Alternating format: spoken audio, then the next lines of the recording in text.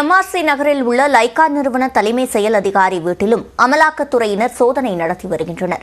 விவரங்களை முதன்மை செய்தியாளர் அன்பரசனிடம் கேட்கலாம். அன்பரசன், எதன் அடிப்படையில் இந்த சோதனையானது நடைபெற்று வருகிறது?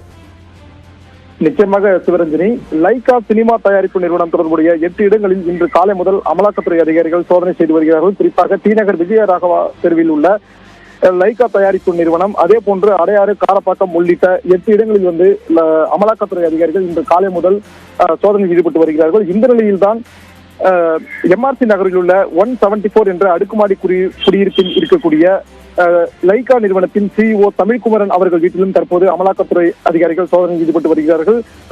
குறிப்பாக சட்டவிரோத பண பரிமாற்றம் தொடர்பாக இருந்த புகாரின் அடிப்படையில் இந்த சோதனையானது மேற்கொள்ளப்பட்டு வருவதாக தகவல்கள் வெளியாகியிருக்கிறது. அதே வேளையில் சமீபத்தில் லைகா நிறுவனம் தயாரித்த பொன்னியின் செல்வன் திரைப்படம் பிரம்மாண்ட வசூல் செய்துள்ளதால் நடிகர்களுக்கு வழங்கிய சம்பள தொகை எவ்வளவு, இதில் சட்டவிரோத பண பரிமாற்றம் ஏதேனும் நிகழ்ந்துள்ளதா என்பது குறித்து அமலாக்கத்துறை அதிகாரிகள் ஆவணங்களை சரிபார்த்து வருவதாகவும் தகவல் வெளியாகியிருக்கிறது. இன்று காலை முதல் 8 இடங்களில் சோதனை மேற்கொள்ளப்பட்டு வந்த நிலையில் தற்போது லைகா நிறுவன CEO தமிழ்குமரன் அவர்கள் வீட்டிலும் இந்த சோதனையானது நடைபெற்று வருகிறது. குறிப்பாக துணை ராணுவத்தினர் பாதுகாப்போடு இந்த சோதனையானது அதிகாரிகள் மேற்கொண்டு வருகிறார்கள். சரியாக இன்று காலை 7 மணியில் ஆரம்பித்த இந்த சோதனையானது இன்று மாலை வரை தொடரலாம் எனவும் தகவல் வெளியாகி இருக்கிறது.